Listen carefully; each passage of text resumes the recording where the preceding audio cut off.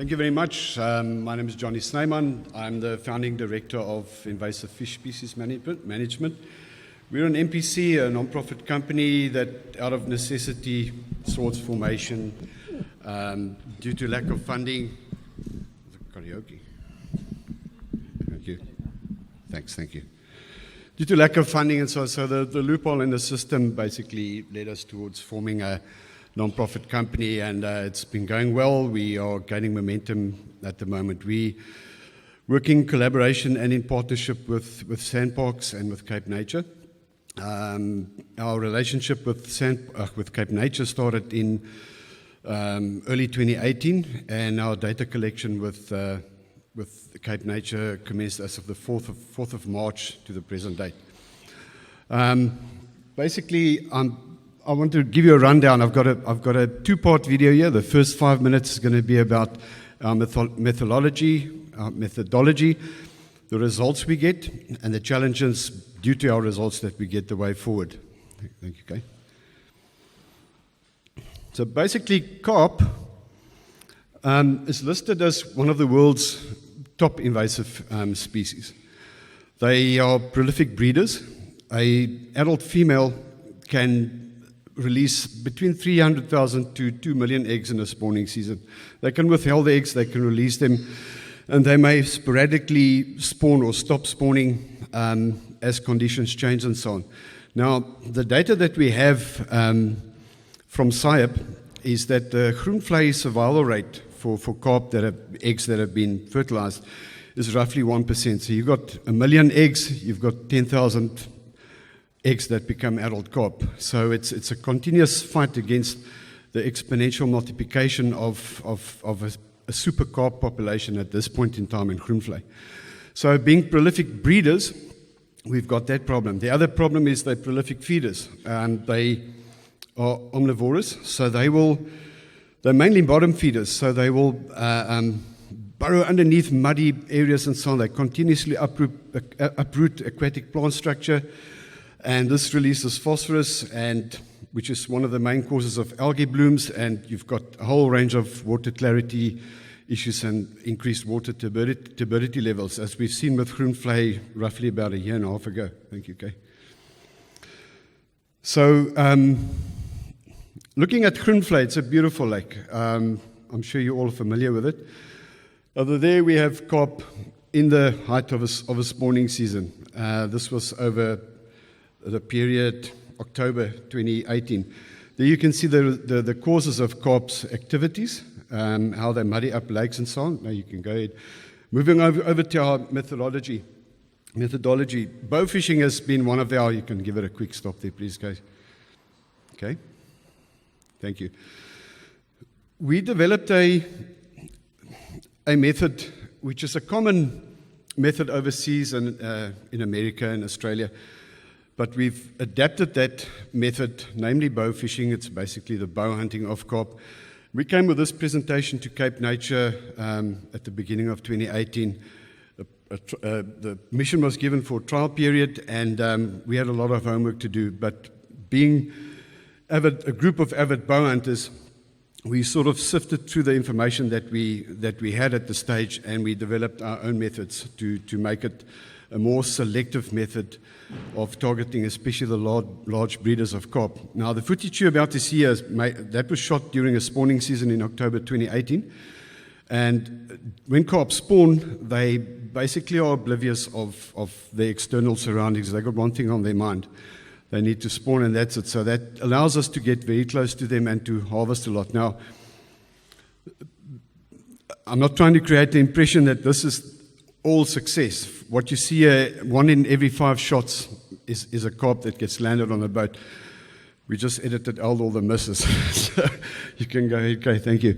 So you can see how the carp are landed. There's a reel on the bow. It's got a very high breaking strength line on the reel. And with this method, we've racked in a great deal of carp from groenvlei. Most of our operations occur at night. That's when carp are less alert. We formed a partnership with Sandparks. You can have a stop there. Thank you. 2020, we've entered into partnership with Sandparks, mainly as a pilot period operating on Island Lake. Now, the problem with Sandparks is very similar to groenvlei in the late 90s. Carp were also illegally introduced to Island Lake.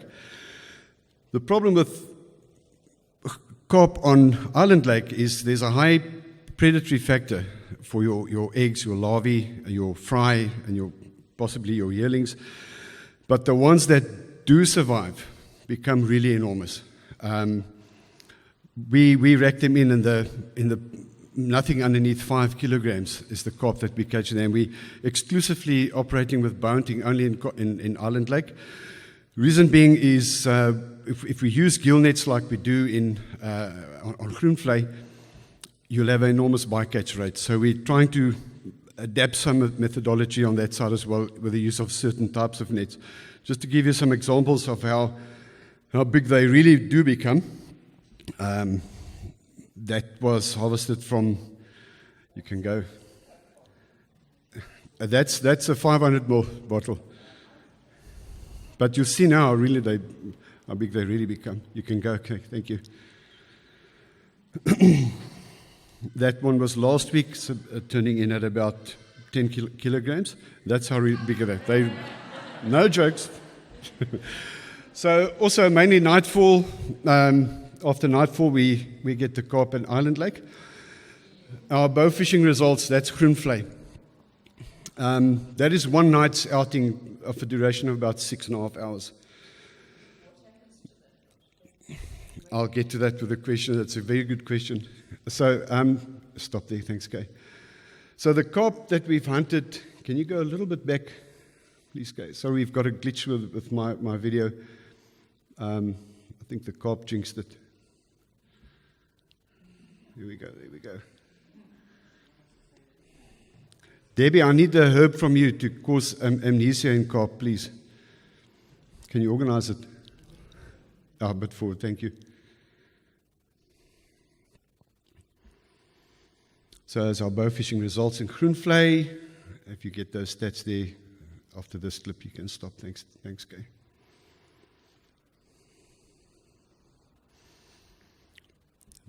Now on this point, thank you.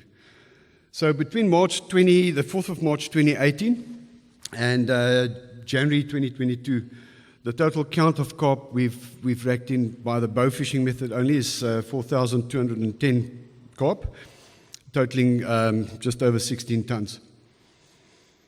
We do keep a very thorough database of all the fish that's landed with both the nets and the bow. You can go, thanks. Thank you, Kay. So then moving on to our next method is gill netting. We've got an ample supply of gill nets. We've got a good storage facility with both bottom set and surface set gill nets, pike nets and per se nets, and lots of other interesting methods in storage. And now I can stop over there, thank you. This year basically is just to illustrate a typical layout of how we plan our gill netting operations. We will do initial site visits. We'll determine where the active areas of carp are. We'll go back to Google Earth. We'll fix GPS locations, and then we'll plan exactly how many nets we need for a specific area. In this layout over here, sorry, I'm looking there. This layout over here, we've got a system of 5 3/4 inch mesh nets, 4-inch nets, and 7-inch nets that allow the smaller carp to pass through the nets, and eventually they will go through a system where they get entangled. Just a quick note, we are often asked about the ethics around bow hunting carp and the ethics of gill nets. It's a catch-22 question. Look, it's not the carp's fault it's there. Carp, in essence, is a beautiful fish. It's an incredibly intelligent fish. It's highly adaptable. It's a machine, but they don't belong in our waterways. It's not their fault. So in terms of ethics, where it takes, with the bow hunting, it takes around maximum, unless we've got a huge entanglement of the bow fishing line, the arrowed line, takes roughly between 2 and 2.5 minutes for the fish to be euthanized. Gill nets is a different story. We use minimal soaking hours. We try to keep it at a minimum, move our nets around a lot, and immediately remove the fish to euthanize them as well. So we don't do prolonged soaks. The fish suffer incredibly in gill nets. Thank you, Kay. Excuse me. And these are just other plans. That's an encirclement plan, and there's a plan where we use more systems. Most of our gill netting operations occur between sunset and sunrise. So it's all during nightfall. This is just to reduce bird bycatches, and that's an example of the early morning net retrieval. That was a good catch. You can see how the corks move. There was, if I recall correctly, roughly 300 kgs removed from a system of 5 nets spun in a continuous line. And we obviously operate in most weather conditions.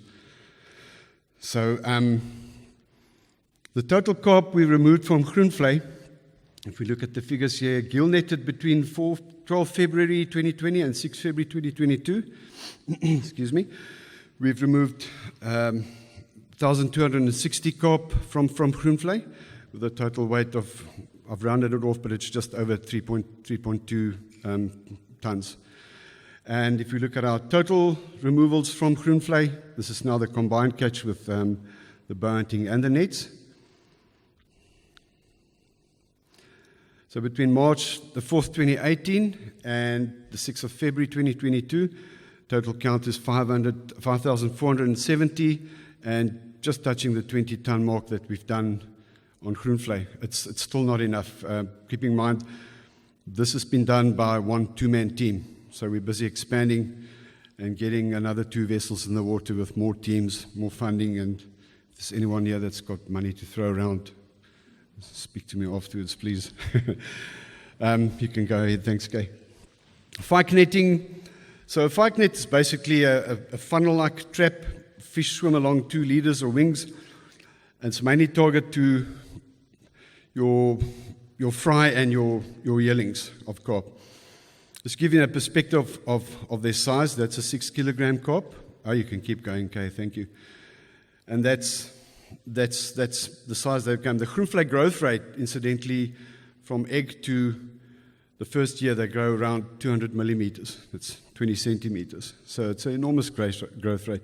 There we do some it's a demonstration there of beach seine netting. And basically, it's just a long net with a bag in its center. We make a lot of noise in the bushes. And now you can stop there. Thanks, Kay. So, yeah, that's how we catch them with a seine net. So, are we making any headway? Yes, no, I'd say it's about a 50-50 at this stage. The gentleman before me mentioned earlier on that if you stop for 6 months, it's like continuously swimming against the current. Carp continuously breed, and the more we find, the more that they are targeted, the more it'll induce breeding. We'll get to a very interesting interview that I've conducted with a fish biologist in a bit. Here are some of our results. There's an embankment of rocks. Thank you, Kay. There's an embankment of rocks on the southern end facing the Platbank slope. And we seldom see the lake as clear as that. And this is mainly due to the better half of 16 odd tons that's been removed thus far, but we're falling behind. Now we're getting to the challenges that lie ahead. Okay, you can just give a quick pause there. Thank you. Oh, just that's fine. Thank you. Now, referring back to our data, between the 4th of March 2018 and the end of March 2020, we've had an average size reduction of fish per catch size. In other words, what I'm trying to say is our average size of fish for those first 2 years was around 4.74 kilograms.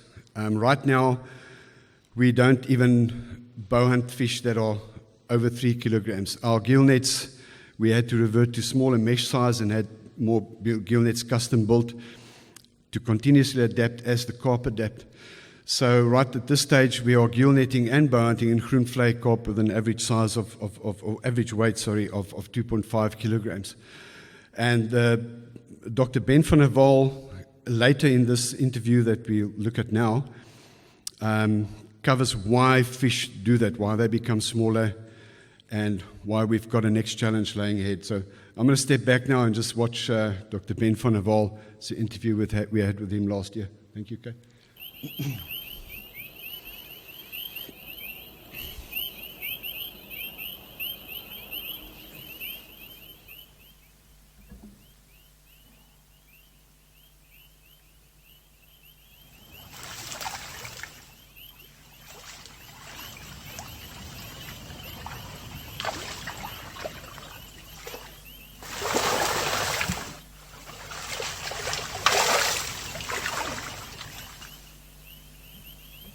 This is just in a secluded area in Groenvlei. It's a small area, and there's many, many thousands of carp in that small area. Okay. Hier is baie hierso. Okay, ek video hierdie.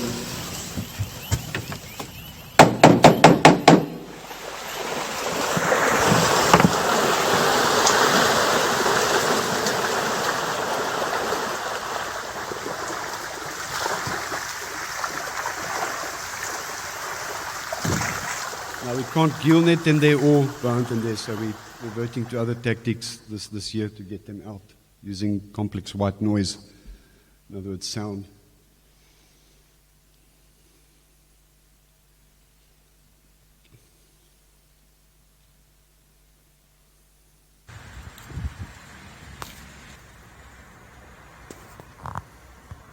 Not in a ripe running stage, they're still sitting in strings in the ovula. It may take a week or two and then suddenly it's ready. But it's amazing to find this in winter. Find this in winter. It's Okay, urogenital opening is enlarged and reddish, it's swollen. This is possible sign that it is preparing to spawn. This was just blurred for social media. Has proportionally much larger ovaries. Okay, but it's a mature fish, old fish that has possibly bred before. And the eggs are close to ready to be spawned. That is huge. So what would you contribute the intense activity to that we've seen? Carp do this. They have this pre-spawning. They congregate and they splash. So this Now you see the eggs are cooking together. They're not loose. It's not a fish that was in the act of breeding. But she's fairly ripe. Yes. The moment the temperature rises, they can spawn. Yes. Okay. Are we having these hot days currently? Yes. And that could trigger them. Okay. I want to show you something that's of interest, and that's how small this fish is. And it already has gonads. As you can see, the relative size of the gonads are much smaller than in the case of the large fish. But it shows that small fish are also joining the party and starting to spawn. That's very interesting. Your problem is enhanced.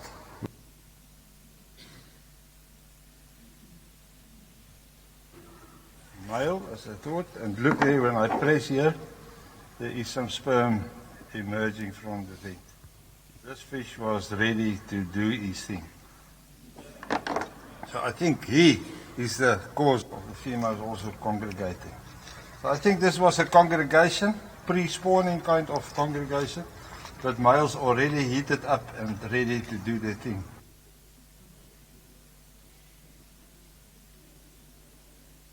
Okay, what is possibly happening in Groenvlei is that while the larger fish are removed, there is more space for a young generation, and they then react, they start to mature quicker and become ripe at a relatively small size, and then you have something kicking in that we find in especially tilapia, where there's a kind of plasticity where the fish can actually change the size and even the behavior and start to spawn at the earlier stage than usually to compensate for the pressure on them or the lack of food.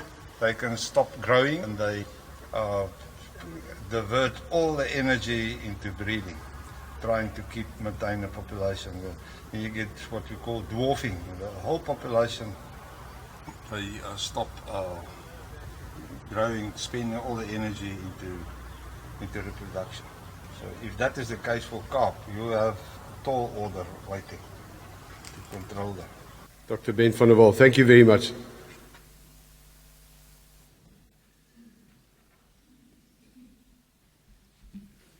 Thank you.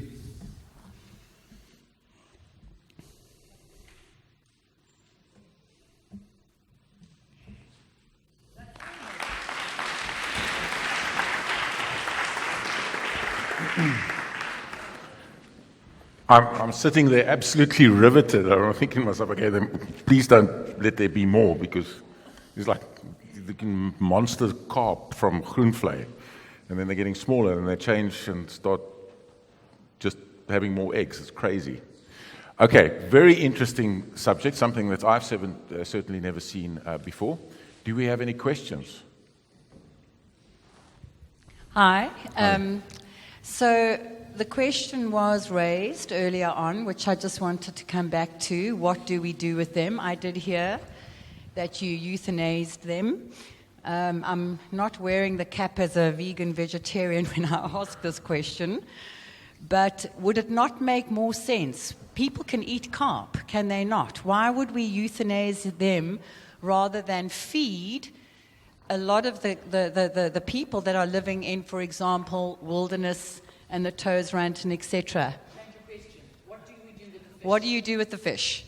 It's a good question. As from 22 May 2020, we've tied in with the gift of the givers.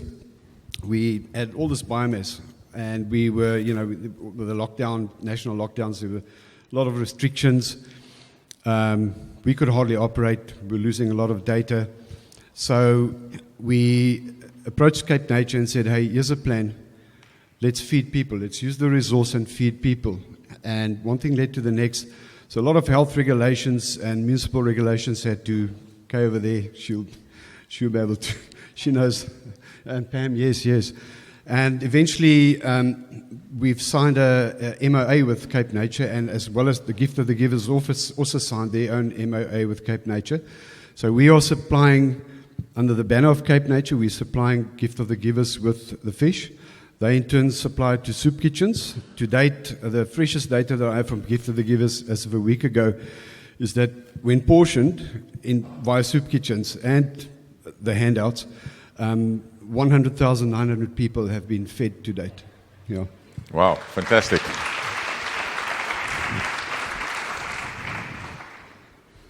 Great. Yes. Anything else?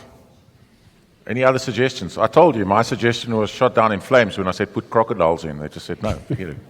Okay. Right. Oh, well done and the good work you're doing. I wonder, I'm sure you've been following the story in Australia with the cyprinid herpes virus as a control. Do you think there's a potential of using that in South Africa? Do you think we should actually got to the point now where we should actually consider introducing that to control carp populations down here? I do think that would become a viable option in the near future. The reason being is what we saw in this video now.